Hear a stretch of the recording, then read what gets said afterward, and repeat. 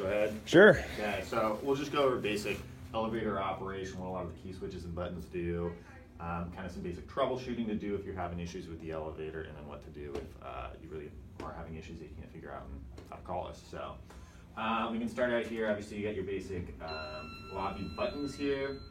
There's a couple things you'll need to know here. Your fire service recall button is here. That's something that we'll test during our service. Your elevator service provider will. The only time you really ever need to use this is if there's a fire alarm in the building and the elevators aren't resetting. Just make sure your elevator or the fire call is cleared out of the fire panel, and then come back here and do it to reset. Hold it there for 3-4 seconds and then turn it back to off. And then that should reset the elevators. If they don't for any reason, something's wrong with the elevators, then you gotta call us, but that should reset it. Yeah, don't leave it on because again, that recalls them and they'll come down here to the main egress floor. Right here, you don't really need to use this key switch, but this will light up. So there's elevator phones in the cabs of the elevator. If for whatever reason those aren't working, this is gonna light up. So if you're walking by, you see it lit up, there's something wrong with the phones. Either the phone lines could be dead, or the phones either unprogram themselves, which happens once in a while, or they're dead or something like that. So make sure the phone lines are still active. If the phone lines are still active, then you can give us a call. Down here, so this is emergency power. Again, you got backup power here. If the power goes off, this is gonna light up, which shows the elevators are on backup emergency power. It automatically, so there's only enough power to power one elevator at a time, and it will automatically cycle between the two. So we won't do two at the same time. If you want to have only the same one, you can use this key switch to do one or the other. And also for all these keys, I brought a couple sets of keys here.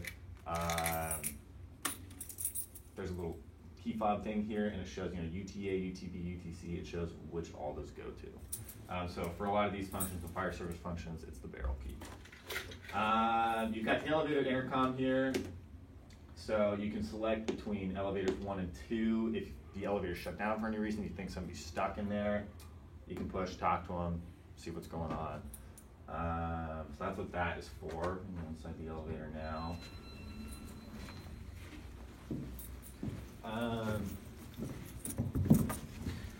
So in here, you've got your light switch, so this turns on and off the lights. You've got LED lights. Some people like to do it to save power, whatever.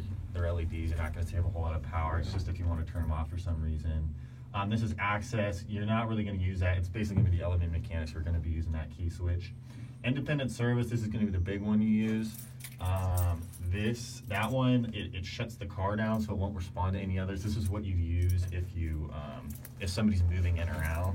So here, I'll demonstrate this one. Let's see here. Make sure I got the right one here.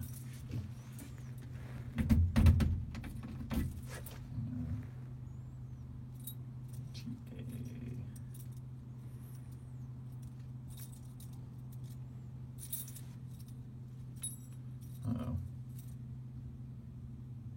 Let's check the firebox. Looks like I don't have a UTA on this one. I can bring in, oops. Oh, egress is 3.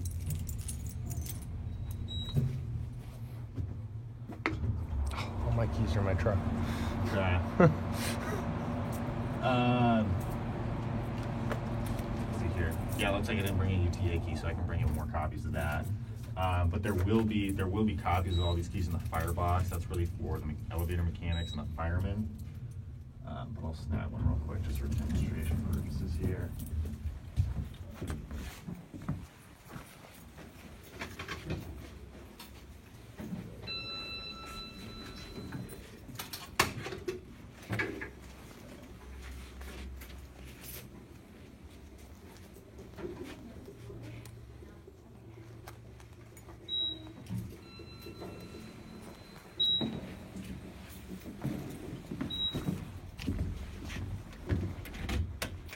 When you put it on independent, so it takes it out of the group and it's going to stay here with the door open.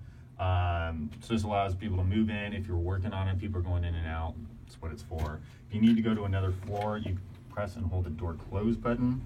You got to hold it to all the way. If you let up on it before it closes, the door will open back up. And then you press whatever floor you want to go to. So what's the difference between using that and the stop run key down there on the Stop bottom? run, it basically won't go anywhere. Why is this not going? So the stop, that just stops it. It's basically the same thing. It just won't allow you to go to any of the other floors. That's not going to screw it up at all if we use that, because he's got a bunch of keys that fit for the stop run. No, that's fine too. Okay. You got your emergency bell, so if somebody's stuck in here, you can sound that. That doesn't call anybody, it's just an alarm. So if you hear that, somebody might be stuck in an elevator or something like that. Or I'm effing with you. So you can press it again, yeah, exactly. You can press it, it doesn't call us, nothing else. The phones are programmed to dial Otis line, so that's our 24/7 call center. If you want it programmed to something different, some people want it, they've got a security company or something like that, we can reprogram it, but by default it goes to our call center. And if the customer wants to, we can have the call center like call somebody on site if they get a call from somebody who's stuck inside the elevator, something like that. So that's about it for in here. That's basically it. And then